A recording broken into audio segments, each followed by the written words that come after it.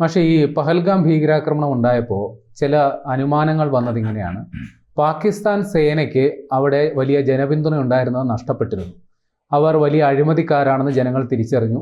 പലരുടെയും ഉദ്ദേശം ഈ വലിയ രീതിയിൽ സ്വത്ത് സമ്പാദനമാണ്. അപ്പോൾ പാകിസ്ഥാൻ സേന ഞങ്ങളാണ് യഥാർത്ഥ രാഷ്ട്ര സേവകർ, മതത്തെയും രാഷ്ട്രത്തെയും സംരക്ഷിക്കാനുള്ള ഉത്തരവാദിത്തം ഞങ്ങൾക്കാണ് എന്ന് സ്ഥാപിക്കാൻ അവർക്കൊരു കാരണം വേണ്ടിയിരുന്നു. അപ്പോൾ അതിനുവേണ്ടി ഭീകരവാദ സംഘടനകളെ ഇന്ത്യയിലേക്ക് അയച്ച് ഇവിടെ ഒരു ഭീകരാക്രമണം നടത്തി എന്നുള്ളൊരു വാർത്തകൾ വന്നു. പിന്നീട് അതിനെക്കുറിച്ച് അന്വേഷിച്ചപ്പോഴാണ് ഈ മിൽബസ് എന്ന് പറയുന്ന ഒരു സംഗതി പാകിസ്ഥാനിലുണ്ട് എന്ന് പിടികിട്ടിയത്. പാകിസ്ഥാനിൽ ഏറ്റവും വലിയ കോർപ്പറേറ്റ് സെറ്റപ്പ് അവിടുത്തെ സൈന്യം തന്നെയാണ്. നമ്മുടെ നാട്ടിലെ അദാനി അംബാനി എന്ന് പറയുന്നത് പോലെ അവിടെ പാകിസ്ഥാൻ ആർമിയാണ് കാര്യങ്ങളൊക്കെ തീരുമാനിക്കുക. ഏറ്റവും വലിയ ബിസിനസ് സംരംഭകർ അവരാണെന്നുള്ളത്. രാജ്യത്തെ മൊത്തം ആഭ്യന്തര ഉൽപ്പാദനത്തിൻ്റെ 11% സൈന്യത്തിൻ്റെ പക്കലാണെന്നുള്ള സംഗതിയും കൂടിയുണ്ട്. അതെങ്ങനെ സാധിക്കും പക്ഷേ ഒരു ജനാധിപത്യ രാഷ്ട്രത്തിൽ ഒരു ബദൽ സംവിധാനം എന്ന രീതിയിൽ ഒരു സൈന്യം പ്രവർത്തിക്കുക? അവിടെ ഈ രാജ്യസുരക്ഷയും ജനങ്ങളുടെ സേവനവുമാണ് സൈന്യം എന്നുകൊണ്ട് പൊതുവെ ഉദ്ദേശിക്കുന്നതെങ്കിൽ എങ്ങനെയാണ് സൈന്യത്തിന് ഒരു ബിസിനസ് സംരംഭകരാകാൻ പറ്റുക, അതിൻ്റെ ലാഭം ഉണ്ടാക്കി അത് ഇത്തരം കാര്യങ്ങൾക്ക് വേണ്ടി ചെലവാക്കാൻ പറ്റുക? ഇത് വളരെ പ്രധാനപ്പെട്ട ഒരു ചോദ്യമാണ്. ഇന്ത്യയും പാകിസ്ഥാനും തമ്മിലുള്ള പ്രധാനപ്പെട്ട അടിസ്ഥാനപരമായ വ്യത്യാസം എന്ത് എന്ന ചോദ്യത്തിന് വലിയ ഉത്തരവുണ്ട്. എന്തുകൊണ്ടാണ് ഇന്ത്യയിൽ പട്ടാള അട്ടിമറി സാധ്യമല്ലാത്തത്? പാകിസ്ഥാനിൽ നിരന്തരമായി എന്തുകൊണ്ട് പട്ടാള അട്ടിമറി നടക്കുന്നു എന്ന ചോദ്യത്തിന് അതിൽ ഉത്തരവുണ്ട്. ഞാൻ പറയുന്നത് ഇത് ഈ പട്ടാളത്തിന് ഒരു രാജ്യത്തിൻ്റെ ഭരണഘടനയിൽ അനാവശ്യമായ ഇമ്പോർട്ടൻസും അവകാശങ്ങളും കൊടുത്തു. പട്ടാളം സത്യത്തിൽ രാജ്യത്തിൻ്റെ ഏറ്റവും മികച്ച സേവകരാണ്. അവർക്ക് കൊടുക്കേണ്ടത് ആദരവാണ്. യഥാർത്ഥത്തിൽ അവർക്ക് രാജ്യത്തിൻ്റെ ആസ്തിയല്ല കൊടുക്കേണ്ടത്. ഇപ്പം ഈ മിൽബസ് ഞാൻ ആദ്യകാലത്ത് ചർച്ചയ്ക്ക് വന്നിരുന്നത്, ഞാൻ പിന്നെ മറന്നുപോയത്. അടുത്ത കാലത്തൊന്നും ഇപ്പോൾ പ്രേമനാണ് ഈ ചർച്ച ഇപ്പോൾ ഉയർത്തിക്കൊണ്ടുവന്നത്. അപ്പോൾ സത്യത്തിൽ പണ്ട് തന്നെ നേരത്തെ ചർച്ചയ്ക്ക് വന്നൊരു കാര്യമാണ്. അതായത് പട്ടാളം എന്താ ചെയ്യേണ്ടത്? രാജ്യത്തിന് വേണ്ടി സേവനം ചെയ്യുക. അതുകൊണ്ടാണല്ലോ അവർക്ക് സ്വന്തമായി സമ്പാദിക്കാനോ സ്വന്തമായി വ്യവസായം നടത്താനോ സ്വന്തമായി ഒരു വരുമാനം എന്ന് പറഞ്ഞാൽ രാജ്യം കൊടുക്കുന്ന പ്രതിഫലമല്ലാതെ, രാജ്യം കുടുംബത്തിന് കൊടുക്കുന്ന ചെലവല്ലാതെ, പിന്നെ പിരിഞ്ഞു പോരുമ്പോൾ കൊടുക്കുന്ന ചെറിയ ആനുകൂല്യങ്ങളല്ലാതെ, പിന്നെ കൊടുക്കുന്ന ചെറിയ പെൻഷനും അല്ലാതെ, ഒന്ന് ആലോചിച്ച് നോക്കൂ. അതിനപ്പുറത്ത് പിന്നീട് അവർക്ക് ജീവിതകാലം മുഴുവൻ ഒരു സന്തോഷത്തിന് വേണ്ടി ഈ മാസാന്തം കൊടുക്കുന്ന കോട്ട പോലും അതിൻ്റെ സന്തോഷമാണ്. നിങ്ങൾ രാജ്യത്തിന് വേണ്ടി ജീവിതം ത്യജിച്ചവരാണ്, നിങ്ങളൊന്നും നേടിയിട്ടില്ല, നിങ്ങൾ ജീവൻ ത്യജിച്ച് രാജ്യത്തിന് വേണ്ടി പൊരുതിയവരാണ്. അതുകൊണ്ട് ആ നന്ദി നിങ്ങളോട് എന്നും ഉണ്ട് എന്നാ പറഞ്ഞതിൻ്റെ അർത്ഥം. അതുകൊണ്ട് നിങ്ങൾ സമാധാനമായിട്ടിരിക്കൂ, സന്തോഷമായിട്ടിരിക്കൂ. നിങ്ങൾക്ക് റിലാക്സ് ചെയ്യാൻ വേണ്ടിയിട്ട് 2 പെഗ് ഭരണകൂടം എന്നും കൊടുക്കുന്നു എന്നതിൻ്റെ അർത്ഥം. അത് നമ്മൾ വെറും മദ്യമായിട്ട് എടുക്കുമ്പോഴാണ് കേട്ടോ.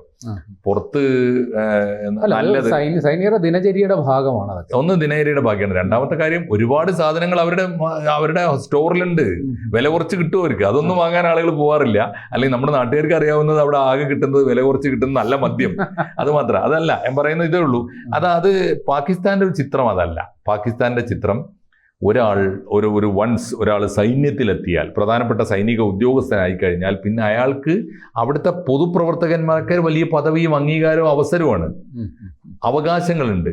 ഇപ്പോൾ ഉദാഹരണത്തിന് അവിടുത്തെ ഒരു സൈനിക മേജറും രാജ്യത്തിന്റെ പ്രധാനമന്ത്രിയും ഒരേ ഭൂമിയിൽ, ഒരു പാകിസ്ഥാനി കഥ വന്നിട്ടുണ്ടായിരുന്നു. രാജ്യത്തിന്റെ പ്രധാനമന്ത്രിക്ക് ഒരു കണ്ണായ ഭൂമി വേണം, ടൂറിസ്റ്റ് കേന്ദ്രത്തിൽ ഒരു ഭൂമി വേണം. ആ ഭൂമി രാത്രിക്ക് രാത്രി വന്ന് വാങ്ങുന്നത് അവിടുത്തെ സൈനിക മേധാവിയാണ്. സൈനിക മേധാവി ചോദിച്ചാൽ പിന്നെ പ്രധാനമന്ത്രിക്ക് പോലും കൊടുക്കാൻ പാടില്ല. ആ തരത്തിൽ വലിയ തോതിലുള്ള ഒരു സാമ്പത്തിക അടിത്തറ ഉണ്ടാക്കാൻ, വ്യവസായം തുടങ്ങാൻ അവർക്ക് പ്രയോറിറ്റിയാണ്.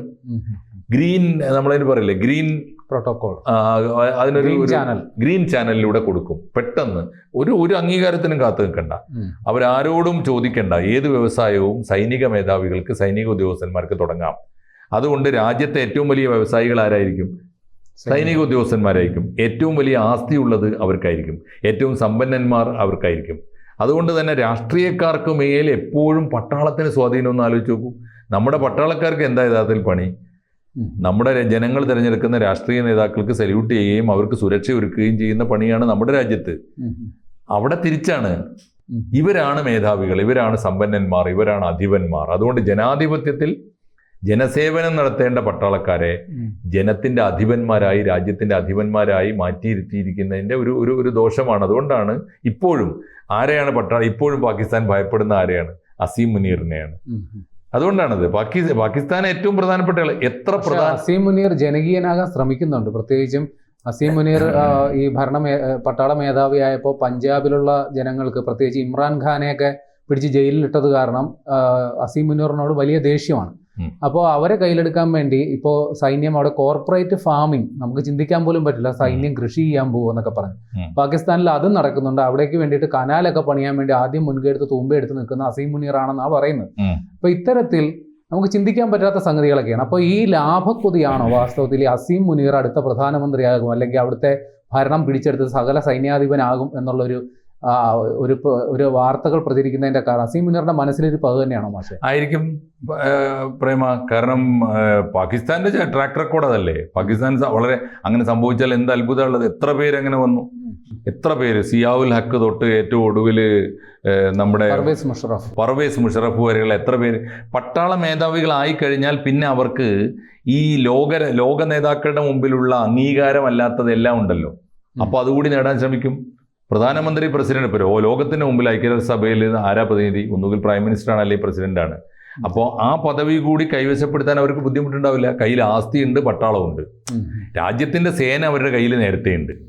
ഈ സേനയുടെ സൗകര്യങ്ങൾ ഉപയോഗിച്ച് ഉണ്ടാക്കിയെടുത്ത ആസ്തിയും ഉണ്ട്. പിന്നെ അവർക്ക് എന്തിന്റെ കുറവാണ്? അപ്പോൾ അസീം മുനീർ പ്രധാനമന്ത്രി സ്ഥാനത്തേക്ക് മത്സരിച്ചില്ലെങ്കിൽ അത്ഭുതമുള്ളൂ. അത് പ്രതികരിക്കണ്ടല്ലോ, ഇങ്ങനെ തരാൻ പറഞ്ഞാൽ കൊടുത്തിട്ട് പോരാ. അത് കൊടുത്തിട്ട് പോലെ പിടിച്ചെടുത്തിട്ട് പോകും. അത് കഴിഞ്ഞിട്ട് പിന്നെ അവർ തന്നെ പ്രഖ്യാപിക്കുന്ന തെരഞ്ഞെടുപ്പ് നടത്തിയാൽ അവർക്ക് തന്നെ ഒപ്പിച്ചെടുക്കാവുന്നതേ ഉള്ളൂ. പാകിസ്ഥാന്റെ ഭരണകൂടം അതാണ്. അതുകൊണ്ട് മിൽ ബസ് എന്തൊക്കെ പറഞ്ഞാലും ഒരു വല്ലാത്തൊരു ബസ്സാണ്. ഇന്ത്യക്കും ജനാധിപത്യ രാജ്യത്തിനും ഒരു കാരണവശാലും അനുവദിക്കാൻ പാടില്ലാത്ത ഈ നമ്മുടെ അതിർത്തി കടന്നു വരാനേ പാടില്ലാത്തൊരു ബസ്സാണ് മിൽ ബസ്. പാകിസ്ഥാനിൽ ഇരുന്നോട്ടെ, ബംഗ്ലാദേശിലേക്ക് വേണമെങ്കിൽ പറത്തി കൊണ്ടുപോയി അവിടെ ഓടിച്ചോട്ടെ, നമുക്ക് വേണ്ട എന്ന് വെക്കുന്നതായിരിക്കും ഏറ്റവും നല്ലത്. പാകിസ്ഥാൻ നൽകുന്ന അനേകം പാഠങ്ങളിൽ ഒന്ന്, ഏറ്റവും ഒടുവിലത്തേതാണത്. ഒന്ന്, മതം ഒരു രാഷ്ട്രത്തെ നിലനിർത്തുകയില്ല. രണ്ട്, പട്ടാളത്തിന് അമിതമായ അധികാരവും ആസ്തിയും ഒരു രാഷ്ട്രം എഴുതി കൊടുത്താൽ ആ രാജ്യത്തിന് സ്ഥിരതയുണ്ടാവില്ല, ഭദ്രതയുണ്ടാവില്ല. ആ പാഠമാണ് മിൽബസ് നൽകുന്ന പാഠം. അത് പഠിക്കേണ്ടവരൊക്കെ പഠിക്കട്ടെ, ജനാധിപത്യ വിദ്യാർത്ഥികൾ പ്രത്യേകിച്ചും പഠിക്കട്ടെ.